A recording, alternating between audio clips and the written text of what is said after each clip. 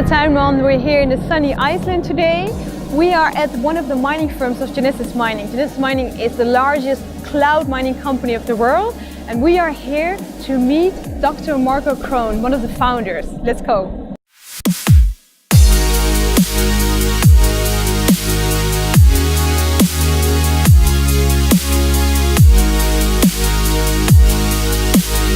Hi, welcome back. So we're in the mining firm of Genesis Mining, and with us today we have Dr. Marcho Krohn. Dr. Marcho Krohn holds a PhD in physics. He has also studied mathematics and economics.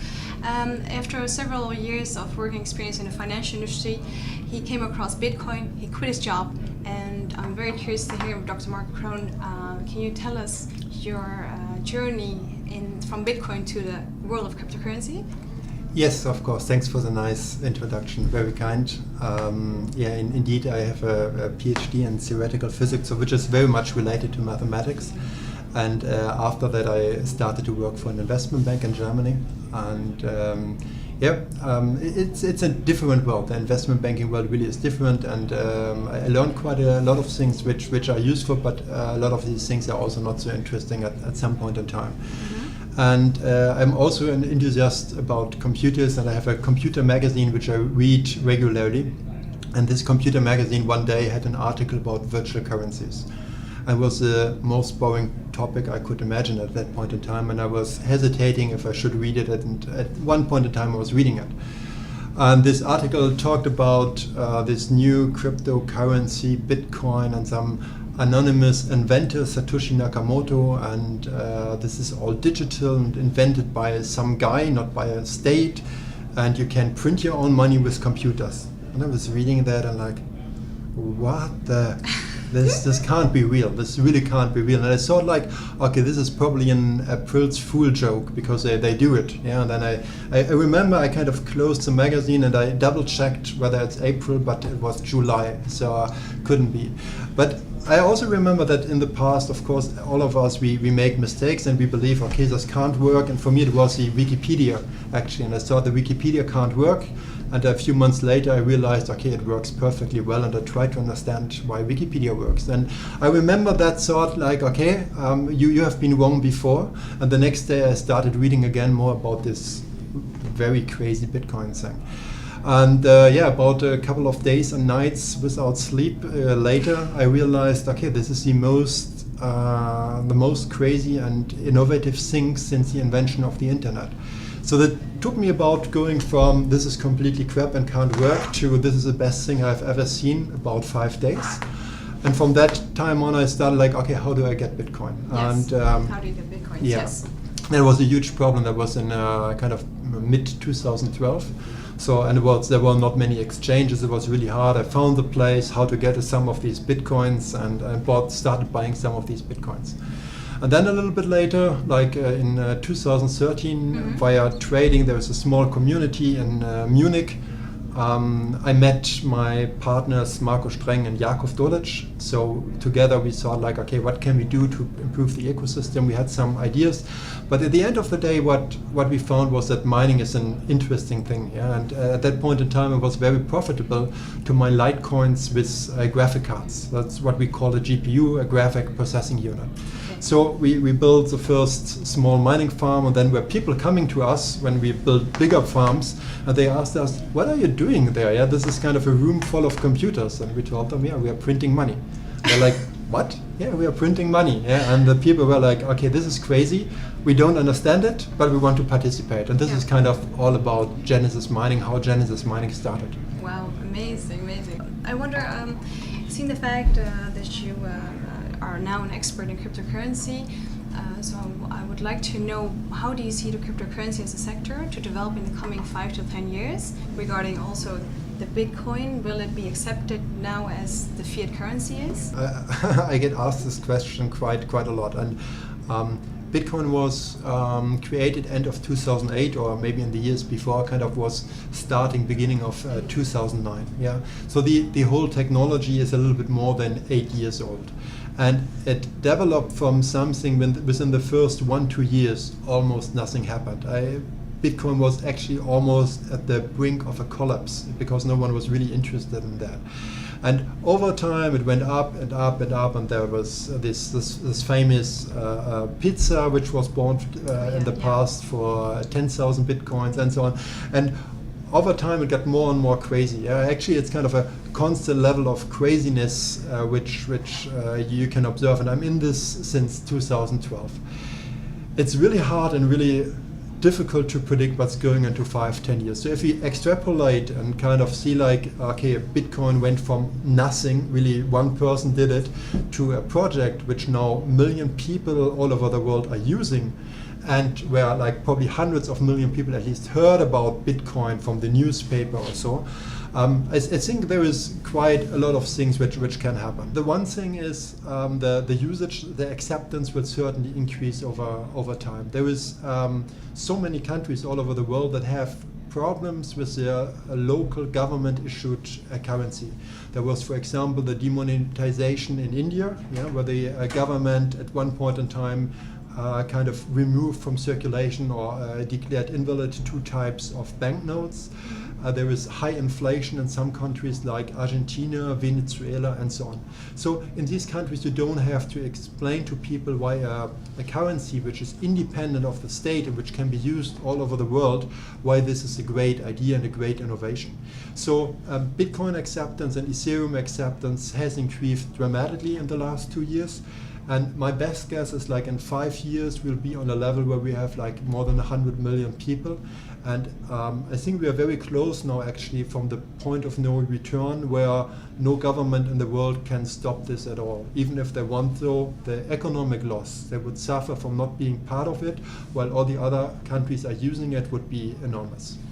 So if everything works out well, we will see a cryptocurrency world which will step by step over the next 5 to 10 years take over from the government fiat currency, and hopefully in like 20 years from now we sit here together and children ask us what was this fiat money. No one will know what a US dollar banknote was, and everyone will be using cryptocurrencies, because also cryptocurrencies makes you not only independent from governments or central banks, but also from the banking industry. You don't need permission from a bank. There is billions of people that are unbanked or don't have access to the banking system, and this severely limits their economic possibilities to interact with other people. So everyone more or less can afford a cell phone, and as soon as he has a cell phone and access to the internet, he will be part of this cryptocurrency community. So that's a great thing.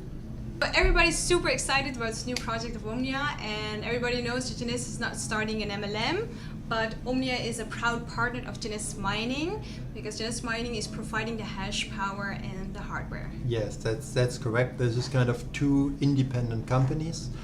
Genesis Mining was created or founded like 3 to 4 years ago, about 3.5 years ago, and we are a provider of hash power. So we are providing the mining equipment, the services around that, and other services. And Omnia is buying from us the hardware, so they are the rightful and the legal owner of the hardware, but they are also kind of want to have the services, because running such a mining farm is a huge it looks maybe relatively simple, and you say like, oh yeah, I have a computer at home and I can turn it on and it works, but there is so many things that can go wrong, and these equipment that really runs at the limit of what is doable. So maybe the best comparison is like a Formula 1 racing car. Yeah? So you're at the limit all the time, so you need to check that everything is working. If something breaks, you have to replace it, and to improve it, you always have to watch the market, what's going on. If there is a new algorithm, or if there is a new coin, you want to adapt. If there is a more efficient algorithm, you want to adapt. So what we provide is kind of a service package, but Omnia is also buying the hardware. So the owner of the hardware, which was built kind of the mining farm by Genesis Mining, but they also get a full service package from us.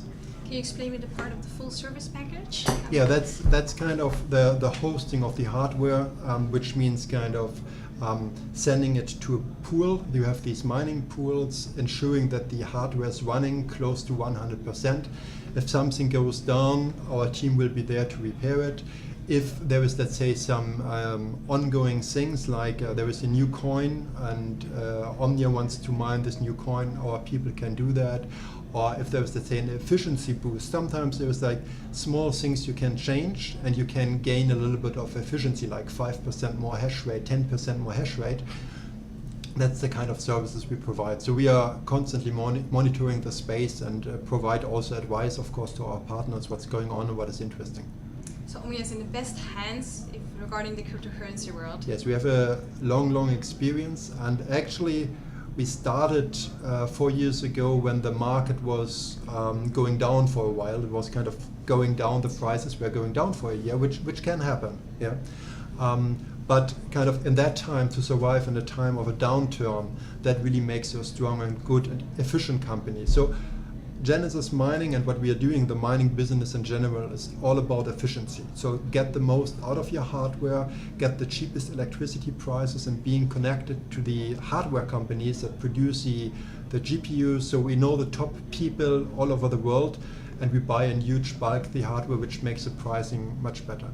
As we know, there's a lot of interest going on for OMNIA in this market, especially in the network marketing. So we understand that the growth of this company is going to be rapid. Will Genesis Mining be able to supply the service and meet of demand of the OMNIA? Okay, that's a very good question. It's a lot of demand. We've been here today with 50, 60 highly motivated, enthusiastic people that are going to sell to people and are in contact with thousands of people, each of these people that has been here. So I think OMNIA will, that's my best guess, it kind of will bring it to a new level. Yeah. So we are of course realizing that, and we are constantly looking, because the mining market itself is also growing very fast. Yeah. The Ethereum grew to a $30 billion project in 2 years or so. So mining market is growing fast, and on top of that, kind of OMNIA is reaching, I think now, people or types of people that have not been involved into cryptocurrency and the mining business. So your question is a valid one, and we are looking all around the world for new places where we can start mining operations. We have now a huge mining farm which we are building up in Asia, which will be over 100 megawatts. We have another location secured, which is almost ready in Sweden with 50 megawatts. So that's a lot of electricity which is used for mining. Yeah, and we are hoping to provide all these services and growing with OMNIA. The clients of OMNIA, of course, besides the credible packages that they receive through Genesis Mining, they also receive the expertise. Can you explain me this a little bit? The expertise from Genesis Mining that is provided is based on our experience in the cryptocurrency market. So there is a lot of things, a lot of new projects in Ethereum, in Bitcoin, and so on. So you have to be constantly monitor the space and to see kind of what could happen next. And you have to advise your clients and your partners about that. Yeah, what is the possibilities? For example, like in Bitcoin, there is in November another split with a SegWit 2x coming, and most likely there will be another project coming out of that, which is kind of more supported by the core Bitcoin supporters and most of the developers. So there is also always coming opportunities if some of these events occur. Right? There is maybe a new coin, a new Bitcoin core coin coming out of that, which might be even GPU mineable. So there is something going on which is outside of the cryptocurrency world, which is machine learning. Yeah, people have heard now, and you can read a lot about machine learning and how big it becomes over the next couple of years. And this type of markets you have to watch all the time, because they move so fast. And what we provide also to OMNIA is this kind of service that we also advise them and see like, okay, there is an opportunity there, or be careful here. So why would someone want to mine with cloud mining, like Genesis and OMNIA, when they can just purchase hardwares and mine it themselves? That's a good question. So 2 parts in this answer. Part 1, everyone who has, let's say, a little bit of technical expertise should do it just for fun. Then he will find out how complicated that is. Yeah, it sounds too easy. Yeah, I just plug a GPU in my graphic card in my computer and I start mining. Right? That's But it's, as I said, you're always at the technical limit. It's not so easy to configure that and to run this hardware and to keep it up running and mining.